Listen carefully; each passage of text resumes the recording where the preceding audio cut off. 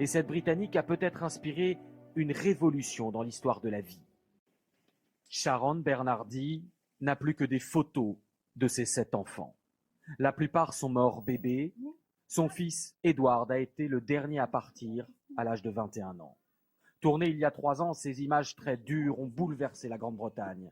Edward et ses frères et sœurs sont morts de maladie mitochondriale, un désordre génétique transmis par leur mère qui, elle, n'est pas atteinte.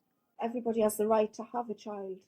Tout le monde a le droit d'avoir un enfant, tout le monde. Et cet enfant a le droit de naître en bonne santé, et non avec une terrible maladie qui va écourter sa vie ou le faire mourir dans les jours ou mois suivant sa naissance.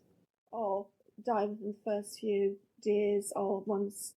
Mais aujourd'hui, la médecine aurait la solution pour sauver les enfants dans le cas d'Edward. Un remède aux frontières de la science-fiction et pourtant bien réel, faire naître un bébé venant non pas de 2, mais de 3 parents.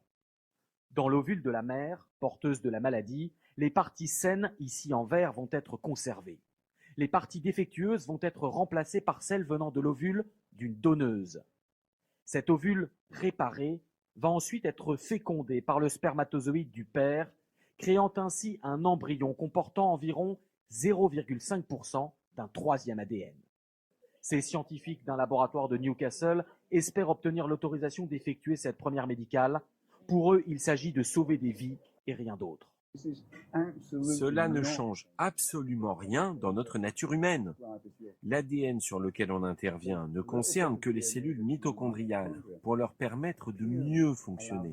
C'est pourquoi je pense qu'il est acceptable de combattre la maladie par ce moyen. Sharon Bernardi, qui milite depuis des années pour cette technique, se défend de vouloir créer des enfants sur mesure.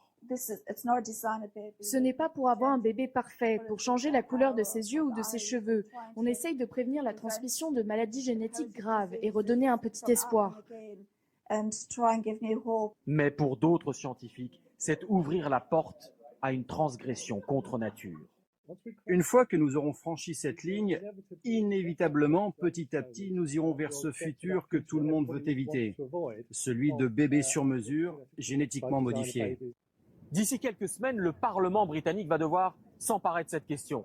Si la loi est votée, le Royaume-Uni deviendra le premier pays de l'histoire de la médecine à sauter le pas et les premiers bébés conçus avec 3 parents pourraient naître d'ici 3 ans.